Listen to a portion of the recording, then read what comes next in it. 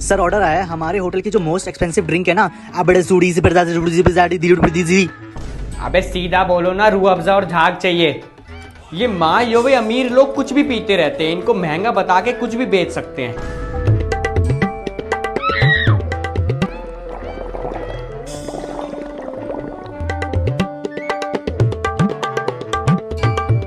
ये लो बन गया, ले जाओ झाग जूस और लूट लो उनको।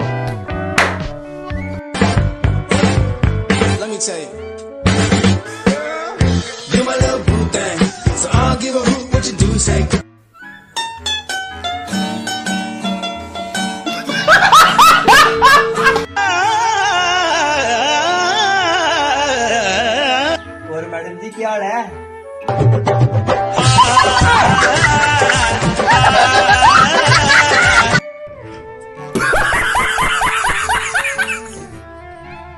कल्ला चाह दा कप ना होवे, गपशप होवे खप ना होवे। कल्ला चाह दा कप ना होवे, गपशप होवे।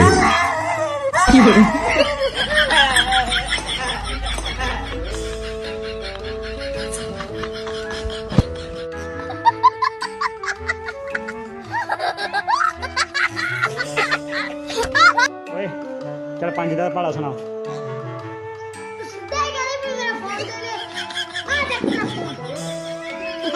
ਕੀ ਰੱਖਿਆ ਸਾਰਿਆਂ ਨੇ